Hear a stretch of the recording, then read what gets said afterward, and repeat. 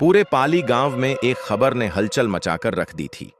किसी को यकीन नहीं हो रहा था कि सदियों से गांव के जिस नियम को तोड़ने की किसी ने हिम्मत नहीं दिखाई थी, उसे एक बंजारन ने चुनौती दी थी।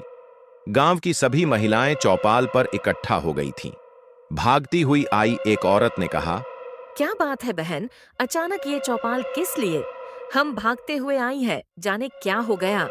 अरे वो गांव में जो बिन ब्याही बंजारण है ना, आज उसने 5वें बच्चे को जन्म दिया है। क्या 5वां बच्चा, और वो भी बिना ब्याहे? बाप रे, बंजारन को डर नहीं लगता है क्या? डर लगता तो ये सब करती क्या, मुंह में घूंघट दबाए चलती तो बड़ा मटक मटक के है। न जाने गांव के किस मर्द को अपने जाल में फंसाकर ये सब कर रही है। पूरे गांव में बंजारन के 5वें बच्चे का शोर था। सब उस आदमी के बारे में जानने के लिए बेताब थे जिसके साथ बंजारन का संबंध होगा। मर्दों की भीड़ में से एक ने कहा, मानना पड़ेगा भैया, वो औरत है तो अप्सरा। अगर गांव के किसी मर्द का मन डोल गया तो कोई बड़ी बात नहीं है। हाँ भाई, कह तो तुम ठीक रहे हो, लेकिन वो जो भी मक्कार है जिसने हमारी परंपरा को तोड़ा है, आज वो आदमी और बंजारन दोनों बचेंगे नहीं। क्योंकि गांव में अब तक जब भी इस बड़े कुएं पर चौपाल लगा है, बड़े मालिक ने हमेशा कठोर फैसला ही लिया है।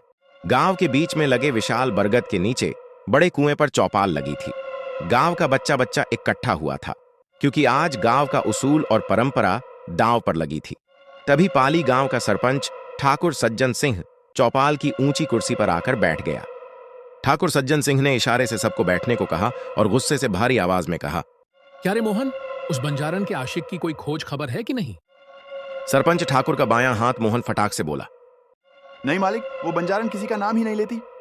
तो जाओ और उसे घसीटते हुए यहां लेकर आओ, और हम आखिरी बार पूछेंगे कि किसके साथ उसने मुंह काला कर इन बच्चों को जना है।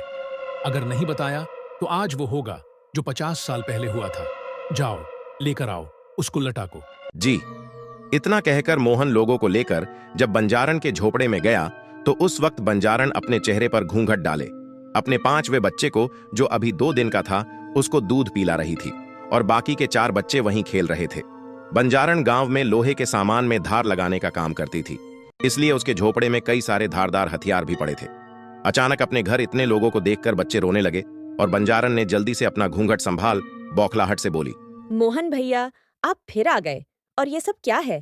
एक अकेली औरत के घर में ऐसे कैसे घुस आए आप? मोहन हंसते हुए बोला, अच्छा, बहुत सारे नहीं, इसको एक बार में एक ही मर्द चाहिए मुंह काला करने के लिए। सुन, ये सती सवित्री का ढोंग छोड़ और चल, चौपाल पर मालिक ने बुलाया है।